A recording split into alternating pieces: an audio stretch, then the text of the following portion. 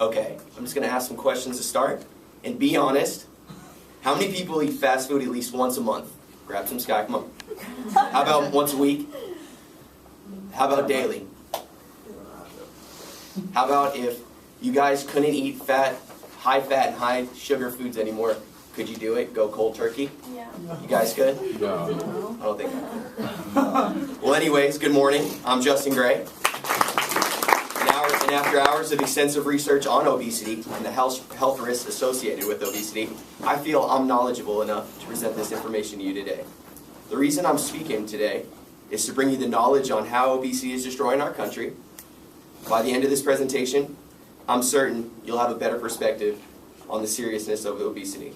So, let's load up with the problems from obesity, topped off with the causes that create it, and finally, let's take a big bite out of the solution and put a lid on obesity. Let's talk about the first problem. Obesity is becoming one of America's biggest threats. According to DiseaseControl.gov, 35.7% of American adult population is obese. That's literally a third of the American population.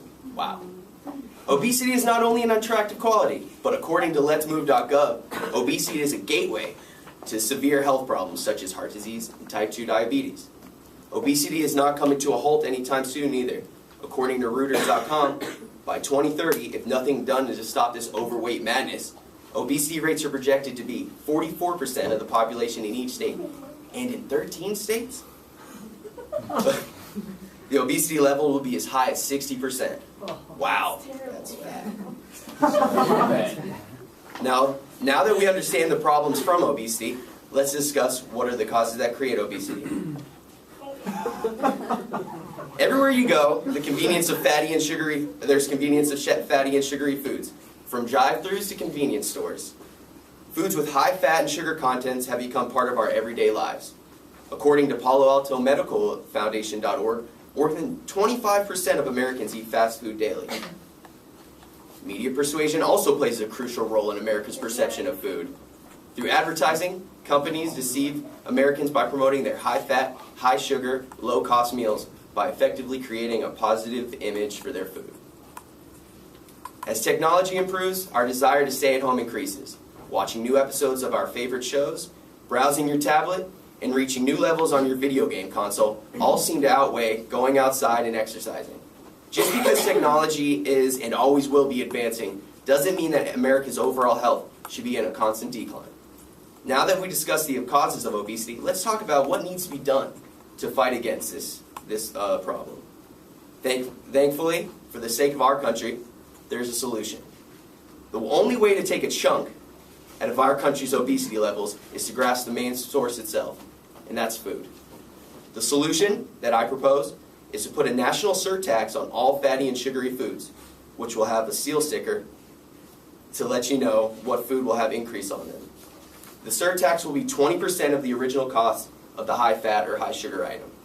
The money obtained from the surtax will fund government campaigns to spread the word on the seriousness of obesity, and the money will fund schools across the nation with programs promoting healthy lifestyles. Although this proposal wouldn't put an immediate stop to obesity, it would, however, make Americans think twice about eating habits and would help push for Americans to make healthier choices when purchasing food. That is my proposal on a national level, but ways yourself can, with the fight, the ways that you can help with obesity consist of rally up your family or friends and do something active for 45 minutes or to an hour, 3 to 5 times a week. Next, only eat unhealthy foods on special occasions instead of on a daily basis.